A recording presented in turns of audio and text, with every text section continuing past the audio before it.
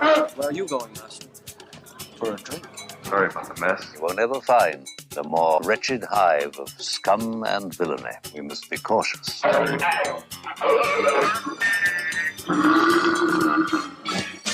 right, I hope they're not checking IDs here in the cantina because we've got ourselves a minor. Not a minor leaguer, no, sir, a major leaguer. We got a new friend to Rebel Force Radio. He's an actor. He's an artist. Caleb Malice. Hello, Caleb. Welcome to RFR. Hello, hello. Great to awesome have you. here. Thank you. Thanks for having me. So, Caleb, you have been an actor for probably a majority of your life, seeing you're only 15. So tell us a little how you got into acting. When I was in first grade, we had a mandatory school play, which was like the Lorax, but about pollution, if I remember correctly. It was probably incredibly awful. I believe I was a crab with just like 8 socks. Wait, hold on. It was like the Lorax, the Dr. Seuss story, but it was about pollution?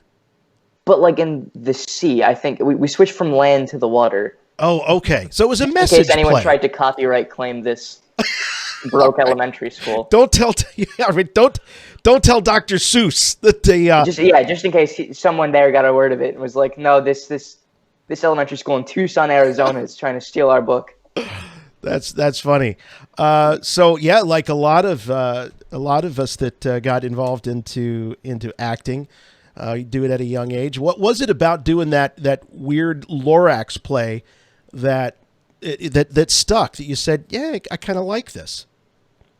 I honestly don't know. It was just the money, right? I did get paid a lot of money for the school play. Yeah. I don't know. It was just fun. I just enjoyed doing it. It was just a cool experience. And then we switched to just a community theater that was local to us, and that was really fun too. And then slowly we just kind of started getting like just local films for college and in Tucson, and then we moved here, and then we started doing stuff that I actually got paid for. So that was cool. Yeah. And that's where we are now, yeah. What was your first paying gig? My first paying gig was when I was 9 years old. It was in a film called Lucky You Ranch. I was just a featured extra, which means that I'm just in the background, but you can see me for a little bit longer. Thus, you're featured. Yeah. It's basically just like the kid that yells, "Hey, Spider-Man," in all of those movies. It was like the equivalent of that, but I was just sitting there with like a really weird bowl cut, and I was eating some pizza on camera, and it was fun. Oh, sounds like a great job. And then that led you to working with people like Winona Ryder on HBOs, The Plot Against America. So how did you land that job? And tell us a little bit about what the show is all about. Okay, so there was someone else who was booked to play Sandy, and for whatever reason that I'm not aware of, which is great because I don't think they'd trust me to talk about it anyways, so it works out. The kid that was playing Sandy had to drop out, so they had like a week before they started the read-through and then the shooting to cast one of the leads in the show. So we did a self-tape on Tuesday, submitted to New York, and then on Saturday, the casting director was like, "I'm actually in Los Angeles. Would you like to come to my hotel room and read through the scene with me?" We're like, "All right." So we came up. We drove down to LA. My mom just kind of awkwardly stood in like the back corner of the hotel room so that we couldn't say that anything weird happened. Yeah, good parenting. And we went through the scenes once. She said, "Great, we'll get back to you." So we drove back, and then 2 days later, when we were supposed to fly out to the Caribbean for a really cool spring break, they were like, "Hey, you want to move to New York for 6 months?" And I was like, "Yeah, that sounds awesome." So that happened within like 6 days. God. Yeah. So did you ever get to take that vacation to the Caribbean? No. Damn. We got the tickets refunded though, so one day. Oh, well, that's good news. Well, maybe someday. I mean, it's just would I have liked to go to the Caribbean? Yeah. Yeah, but filming in New York for 6 months with like some of my heroes, was that fun? Not really. I'd like the water. That would have been fun. No, it was definitely a fair trade-off. So are you you've been in California most of your life, all your life?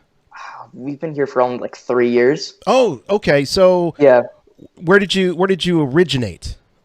From Arizona. We were in Tucson for about 12 years, or I was in Tucson for about 12 years, and then we moved here because just like a bunch of stars aligned. My dad got a job offer.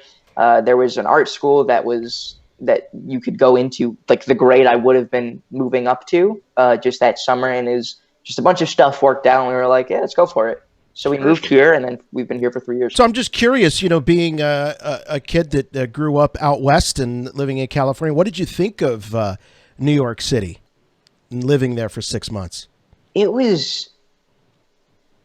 I liked the things that I think bother most people about it didn't bother me as much, because for one thing, I am quite possibly the heaviest sleeper known to man. Mm-hmm. So that, like, the noises and the construction wasn't as big of a deal, but it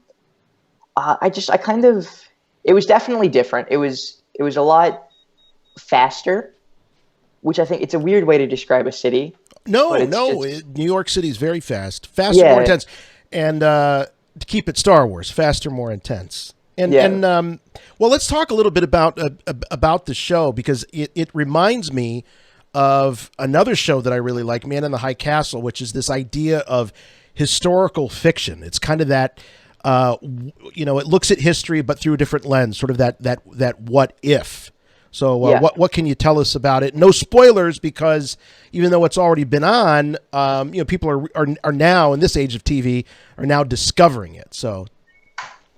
So it's about there was a famous aviator named Charles Lindbergh, who was like the people's hero, and he started a big campaign called America First, which was it was like 100% against America having anything to do with World War II. And in real life, someone was like, hey, people seem to like you. What if you ran for president? And he said no. And the whole miniseries is a what if about what would have happened if he said yes and he ran, and the influence he would have had over the country, because he was such an influential person.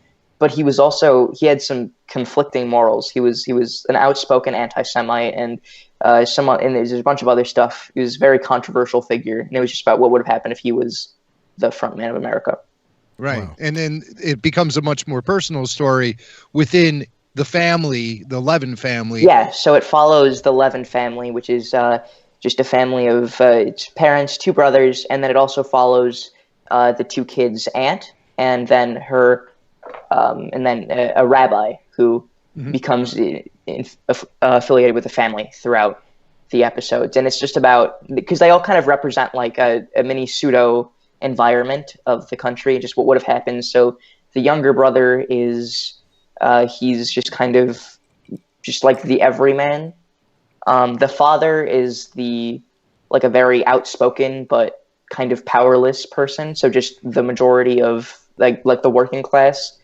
The mother is just like a 1940s housewife who's just trying to do what's best for her family. Who I play is like a confused teenager, so just the kind of person that would be taken down the wrong path because of the president's star power and everything. And then impressionable youth that's questioning things. Yeah, and still open to different ideas and all of that. Yeah, interesting. And so when did you? You're also an artist yourself, just like Sandy is on the show, and you have just great skills as an artist. Thank you. And you have an Instagram account. What is that Instagram account? It's just Caleb_Malice. Yeah. Caleb_Malice. And so all of your artwork is on display. You even did something for me, a great Jerry Garcia. I have it right here. Look at that. Oh. Hand-drawn and painted. And look, you even see the little bears there and the tie-dye background. It's just awesome. It is an awesome, awesome piece. Still needs to be framed. I haven't. Oh, wait a minute. What's this I see? What is this? Oh, you can scroll down. There's plenty of stuff. I see. Wait a minute. I'm stopping at Baby Yoda here. Yep, there is Baby Yoda. Looking good. So you're obviously a Star Wars fan, isn't that right, Caleb? And do you recall the first time you ever saw Star Wars? I do actually. I was like 4 years old, and we had we're probably the last living American citizens to have it. We had like an old VHS, just with the episode 4 or 5 and 6. I don't know anyone else my age. People would come over and like try and watch a movie at my house. Would have no idea what this big box was. They thought it was like goggles or something because of the two holes. But anyways, so we had episodes 4, 5, and 6 on VHS, and my dad tried to get me to watch them one time. And I was like the world's biggest Spider-Man fan, and I remember like being 30 minutes into episode 5, and I was like, I don't see any webs. I'm not into it. So I did not like Star Wars. Star Wars is very webless when you think about it. There are no, not even cobwebs. I mean, maybe on Dagobah somewhere, some of those crazy creatures and insects might have some cobwebs, but no, very little web. But apparently that was like a massive deal breaker for me for whatever reason. And then I watched it a couple years later, and I was like, 4-year-old me was dumb. This is awesome. Yes. 4-year-olds are dumb. let's just admit it right now on the show. But 6, 7-year-olds, they get it. So what was it that really jumped out at you about the film so that finally made that light bulb go off over your head? Aha! Han Solo was the coolest person known to man. It was just that. I saw Harrison Ford, and I was like, this man is cool. Oh, yeah. He's definitely the coolest. And what do you think about the new films? I actually like them. I think it's cool that they kept expanding on it. I miss like how much I miss how much of it was done like practically. Mm-hmm. I think it's cool just to hear the stories about Mark Hamill and everyone just actually in the Sahara Desert. Like, it was hot. We were doing something cool. But I think the new films are cool. I like how the universe is expanded on. I like how it doesn't seem cash grabby. Like, it's just genuinely the same characters we like, and it's actually cute. It's like it just continues with what we had. Well, you'll probably be happy to know that they did use a lot of practical effects in these newer films. Yeah. And some of the behind-the-scenes footage that you'd see on Blu-ray or online or what have you is pretty amazing, especially with this newest film. When they all sank into that quicksand pit, they actually... that was actually a practical effect. They filled up a pit full of these black beans, and they dug out the desert and placed shipping containers in there. And so they created this surface that the actors could actually sink through into, and people were underneath pulling them out into these shipping containers that were buried underground. It's one of the most incredible practical effects I've ever seen in my life. So take a look in some of those behind the scenes footage especially for the new film. I was really impressed by that.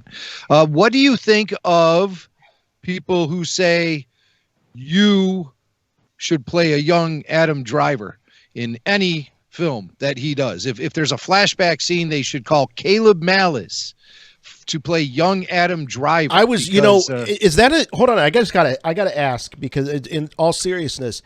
Is that a thing on the internet? Because Caleb, I hadn't, obviously hadn't met you, and when you came on the screen here on the show, I was like, he looks like a young Adam Driver, and I thought, wow, how cool would this be if he played a young Ben Solo, so we could actually see young Ben growing up with Han Solo. You were talking about what a big fan you are of the of Han. So sorry, I just had to throw that in there. I agree with the internet. Yeah, no, apparently it's a thing. After like a week after the show came out, a bunch of my mom's friends just said, like, have you seen this? And apparently there's just like an entire Twitter feed that's just like, this kid that we don't know looks like this guy that we do know. Which I personally love. All I'm hoping is just that like somehow it gets retweeted enough times where he sees it and he's like, yeah, nice. And then something happened. Because I have no control over anything. Are you a fan of Adam Driver? Is his work something that you admire? Yes. Yeah, he's a real actor's actor, and he takes such a variety of roles, and he's very dedicated to his craft, and he also seems very, very, very grounded. He doesn't seem to be too much interested in the whole Hollywood thing. Yeah. So he's a fascinating guy for sure. But yes, you're a dead ringer. I also wanted to say too, real quick, I wanted to go back to your artwork. I'm looking, and I'm a big fan of the Michael Keaton Batman. I love You Got Michael Keaton Batman, but I was recognizing that you have a very signature style. It reminds me of a little bit of Mad Magazine. Were you a fan of Mad Magazine? And was it Mort Drucker? Was that the artist? So. Does that sound familiar, or is this just maybe something through osmosis you have picked up somewhere? Mad Magazine had the magazines themselves are a little bit more difficult for me to come by now, but on Cartoon Network they had like a Mad cartoon, which had a bunch of just a bunch of random stuff, but it also had like the Alfred E. Newman and a bunch of like I think it was. I remember there was one show that was like, it was like two detectives that were fighting each other. Spy versus Spy. Yeah, thank you. And it was, so I would watch that all the time, and it definitely had an influence. Who's your favorite Star Wars character to draw? Definitely Boba Fett. Yeah. He's just got the coolest gear in all of the universe. And also just like how weathered everything is. Yes. Yeah. Yeah, excellent. Well, you certainly have a great touch with all of that, and I'm very impressed by your acting skills and your artistic skills. You're a real up and coming creative guy, and I like to support young guys who really have their you-know-what together, and I think, Caleb Malice, you have your you-know-what together. We actually have a little clip here from The Plot Against America. This gave me a laugh.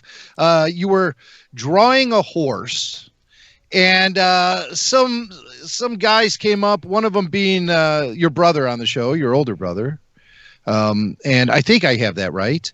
And I think cousin, but yeah. Cousin, that's it, cousin. I knew it. The one at the gas station. Yeah. And then and his buddy who's just busting balls. And but you have the mic drop moment here. So check this out and listen for Caleb Malice to put a little end to this conversation. You training horses now, kid? Hey, now you could draw its ass. What do I need the horse for? You can model that. Yeah! Sick burn from Sandy Levin, courtesy of Caleb Malice. So I'm very proud of you. Thank you. We want to talk a little more Star Wars with you, and we have a questionnaire that was sent to us by Master Yoda himself. He actually compiled these questions. They may seem very simple on the surface, but they could provide some of the most complicated answers. So are you ready to search deep into your Star Wars fandom, Caleb Malice, and answer the questions of the Yoda Questionnaire? Jason has them. I got them right here, emailed by the Jedi Master himself. Very nice. And right. Caleb, have you ever heard of anyone who gets email from Jedi Master Yoda himself? I haven't. That's how this is a very cool opportunity. Yeah, it's very fresh. You know, you wouldn't believe this. For the longest time, his emails were going directly to spam, and we didn't even know it. Yeah. We didn't even feel it. Weirdness. You haven't lived until you've been accused by Yoda of ghosting him. Yeah, right. Force ghost. That has to be an awkward conversation, doesn't it? Extremely, because he doesn't suffer fools. So, but yet he still emails us. So here come the questions from the full Yoda questionnaire. Here we go. Question number one, Jason. I will tell you, Caleb, that we don't give the full questionnaire very often. This is very special. Usually we kind of pick and choose questions, but for you, we're laying it out. So here we go. Without further ado, as Jim said, there are no wrong answers, except wrong answers. Of course. Yes. All right. Caleb, what is your favorite Star Wars line? As an actor, I'm sure that you pay attention to dialogue, and Star Wars is full of dialogue. So what is your favorite Star Wars line? Probably just, these are not the droids you're looking for, because it's just such a fun, quotable thing. Ooh. These are not the droids you're looking It's iconic. for. Hey, it's just the way it's said and everything. It's just so fun to do. That's a fun one to just drop in to random daily conversations. Or just like whenever I'm about to be in trouble and I know that I need like a quick fix. I was like, you didn't do your laundry. I'm like, this is not the sun you're looking for. Oh, right. Does it work on Mom? It's never worked once. No. Her Moms Jedi are powers like weren't working. Toydarians. It does Yeah. not work on moms or wives, by the way, just so. This is true. Okay, Caleb, again, as an actor, you know that there's lines of dialogue that you love. They hit the sweet spot. And then there's lines of dialogue that you're not so wild about. So what is your least favorite Star Wars line? Is there a line that just bugs you when you hear it?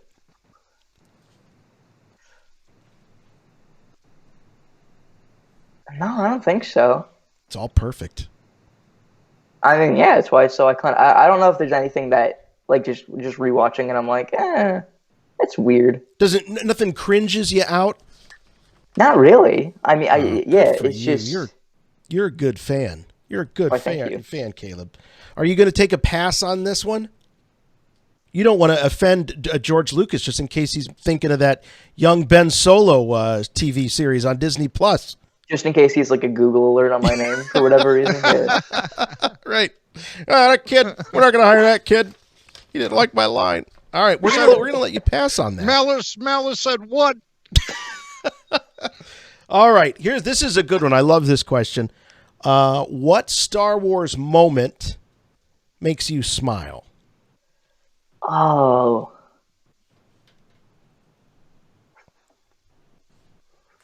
So there's a lot of them. This is going to be rough. It's one of those scenes that you just can't help but. Okay, it's in episode 7 when Han and Chewie return to the Millennium Falcon for the first time. Oh. Even just like watching the trailer right before it came out. Yeah. Because I had no idea they were going to make more after 1, 2, and 3. Right. So that's a good moment. Are you talking about the Chewie? We're home. Yeah. That moment. Yeah. All right. That is a Chewie, great moment. Chewie, we're old. You know what, though? I will say that no matter how many times I see episode 7, and it is one that I go to fairly often, I do love that scene. I love that line. Anytime to see the two of those to get those characters together on the big screen, it's incredible. So good choice. Thank you. Okay, here's one. What Star Wars moment makes you sad? The end of episode 3. Oh, no hesitation on this. Yeah. Just the no. Oh, okay. So the end of episode 3. What specifically? What part? There's a lot that happens in the end of episode 3. Just when he gets up and screams no. Oh, Vader, Every the big time. no. Yeah. Every time. This is fascinating. And I got to stop. And we got to, Jim and I have to sidebar real quick because what you might not know is that when that no, came out and, Vader kind of came out and he stumbled and all that. That was, for some Star Wars fans, that was a little cringy. Some kind of criticized it. But I love the fact that, believe it or not. But I love the fact that that struck you. And that is, when you think about a Star Wars moment that makes you sad or emotional, that's one of them. That's great. Very cool. Isn't it weird how sometimes, fans that have been fans for 40 years, we have our own perceptions and all of that I stuff. mean, it might just be because I understand it because it's just he's a cool villain. He's like a great guy to hate. Yeah. Mm-hmm. Yeah. So I can understand like that part of it, like the more sensitive side of Vader is the sensitive, the soft underbelly. But Right. It shows a sign of vulnerability in a character we'd never seen act vulnerable. Yeah. Sure, we've seen Anakin act vulnerable, but never But that's Vader. not Anakin. That's Vader. That's Right. that's before this. Yeah, so I can understand it. Oh, Yeah, that's a good answer. Good, because when you're playing young Ben Solo, who Yeah. becomes Kylo Ren, it's good for you to carry this stuff. By the way, I'm starting the what's that website where you create petitions.org, petition.org or something? Yeah. We got a whole campaign going. Yeah, we're going to Awesome. get that. Yeah, we want Yeah. Caleb Malice as. By the way, that's your real name, right? Caleb Malice? Yeah. Yeah. That is one of the most real-world Star Warsy names I've ever heard in my life. I hope so. That would be awesome. That's a Jedi name. Caleb Malice. Jedi Caleb Malice. Jedi Master Malice. I think it's just the last name. I think No, it's the just Caleb I think too. it's just what it No. means. No, I Malice. think You could spell Malice Malice. That's what I'm And it saying. takes Yeah, on if you throw it with that, Darth Malice. Now, see, that has a ring to it. right. Darth Malice. Is that taken? I don't I think so. I've never heard Is it. it? I've you know what? I'm gonna peruse the Wikipedia right now. All right. Jim's going to See what they peruse. have to say. While he If does not, that, then I'm going right here on the air, I'm saying I call dibs. You call dibs. Yeah, Call so dibs. we're starting the change.org petition to get you as young Ben Solo. All right. Awesome. How's this? Which Star Wars character is your favorite? It's a big universe, a lot of characters. Who or what is your favorite? Originally, Han Solo was like the one that drove me to the series. Mm-hmm. But rewatching it with just like all of the added stuff, just the people in the background of the Cantina, Yes. just the band. You're a Cantina band. guy. You like the love band? that. It's just awesome. Caleb, That have you is have you ever been to a Star Wars celebration by chance? I have not. I've done some of the stuff they have at just like Disneyland, but I've Yeah. never done like a specific any of the actual Star Wars celebrations. Well, if you're a fan of the Cantina sequence, there is a really great series of panels that have been done over the years at Star Wars Celebration where they dissect every character, every creature, everything that's there on the set of the, and there were a couple of sets when they were making the Cantina sequence. And they break it down to such a level that they leave no stone unturned. Really, And the name of the is it series just the is band, or is it Escaping- just like anyone in the Cantina? Everyone. Jim has seen more of it than I have, and his brother Bill Yes. is a bit of a what would you call him? A Junkie. Cantina. No, what's the word where you're a buff? He's a bit of a Cantina buff. An aficionado, if you will. They're just very informative little panel sessions where they've shown some deleted video, hard to see or hard to find photos and everything like that. So if you could tear yourself away from your Sith Lord duties as Darth Malice, by the way, I looked it up. I did look it up. There is a Darth Malik, but there is no Darth Malice. So I think Until we're gonna have now. to stake some claim on Until now, yeah. Yes. That's what Kylo Ren's Sith name would have been. Oh. Ben's Sith name would have been Darth Malice because he's played by none other than Caleb Malice himself. This is going to be amazing. This is going to be amazing. Somebody get Disney Plus on the phone right now. Yeah. We got a pitch for them. So Speed dial. All right. Okay, great. So you're a big fan of the Cantina characters. How about a least favorite character? I know it was a struggle. You couldn't come up with a least favorite Star Wars line, but is there a character that you don't care for so much? At the risk of ruining my future in this franchise, I'm going to say Jar Jar Binks. All right, now, okay. Hold on. We got a sidebar again here. All right. We do? So, All right. all right. So, Jim, we got a young guy. Yeah. And likes the prequels. There's the moment that makes him sad is Vader at the end of episode 3. Doesn't like Jar Jar. This does not compute. This doesn't fit the model, the mold. What do we make of this? I don't know. I don't think there's anything too special about him for having those opinions. Jar Jar Binks is one of the most derided characters in not only the history of Star Wars, but in cinema of all time. Yeah, but the young people love him. I think that it's until it's confirmed that he's actually a Sith Lord, because that was just like a random rumor that some people had. Until that's confirmed, I'm still holding out hope. But until that's confirmed, I'm not in love with him. Well, there you go. You're as Jim's mentioned. You're in good company. There's a lot of people that aren't fans of Jar Jar Binks. All right. Oh, we haven't asked this one in a while. This is one of my favorites. If you had to have if you lived in the Star Wars universe, Caleb, and of course you have to have a job, and there aren't a lot of actors. I mean, there are I believe opera performers that we saw in episode 3, big fat squishy things that are kind of swimming around at the opera. But if you had to have a job in the Star Wars universe, what would it be? Cantina van. Yeah. Wow, that was You- easy. Are you a musician yourself? No, I'd like to be, but I lack something called patience.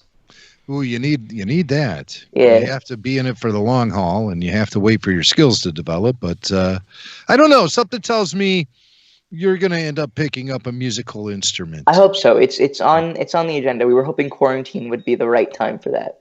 Yes.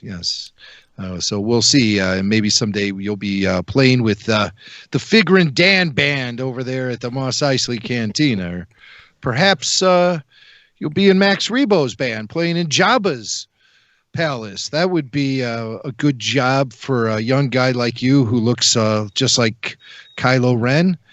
You can, or actually, a good job for you in the Star Wars universe could be like, Is Sith Lord one? Can I just choose that?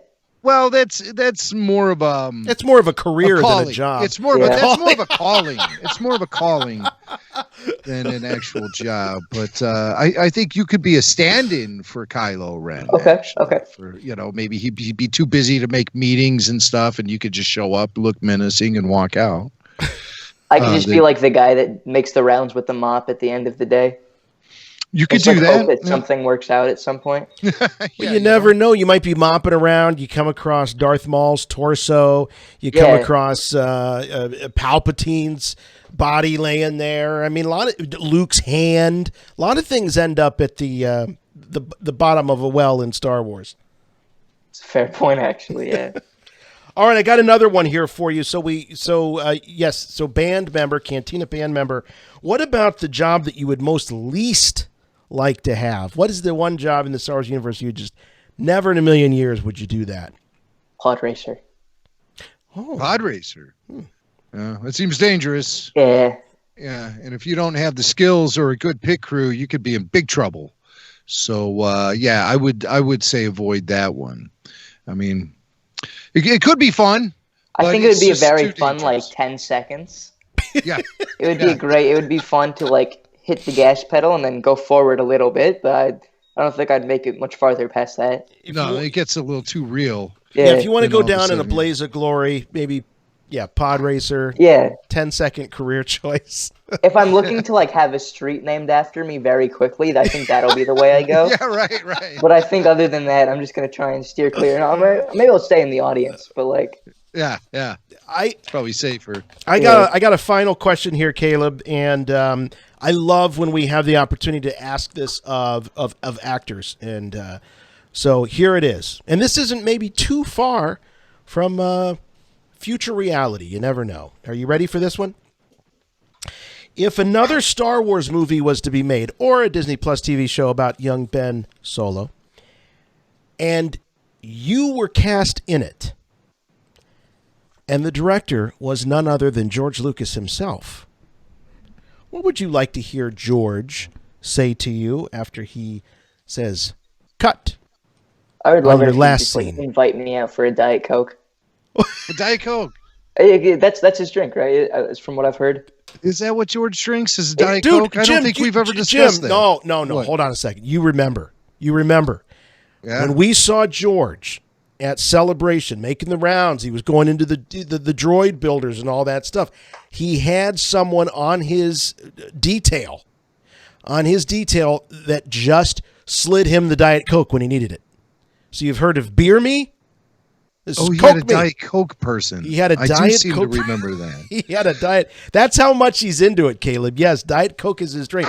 So the end of the it comes to an end. He says cut, and he's like, "Hey, Caleb, let's go grab a Diet Coke." Yeah, I mean that would be my ideal. That would be my ideal after cut, after cut night. Perfect. Let's get crazy with some Diet Cokes. Of course, That sounds. that's how all good stories start. Well, Caleb Malice, the show is The Plot Against America. You can catch it now on demand or via HBO Max, which is, by the way, Caleb, it's the first thing I've ever used HBO Max for, is to watch your show, The Plot Against Awesome. America. And that's a cool new app. I'm going to be diving more into that app because there's a lot of great content in there. Among it, The Plot Against America. See it now on HBO. You can check out Caleb's amazing artwork at Caleb_Malice on Instagram. Caleb, pass along my best to your dad, Gary Malice.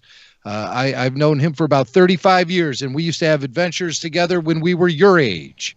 And he's a great guy, and he certainly has raised a great kid, man. I'm so proud of you, and I'm very excited to see where your career is going to go, both in front of the camera and and with the paintbrush. I just really, I'm looking at some of your artwork right now on Instagram. There's a Luke and Vader together. It's very striking. Even the dude from Big Lebowski is there, and he's being groovy. Yeah, and don't forget the Trekkers. You got Mr. Spock, lots of Batman, just great stuff. Caleb_Malice on Instagram. And on HBO's The Plot Against America is Sandy Levin. Good stuff, Caleb. Good stuff. Keep in touch with us, okay? Of course. Great to meet you, buddy. Caleb. Nice to meet you too. Thank you. All right. Take care, my friend.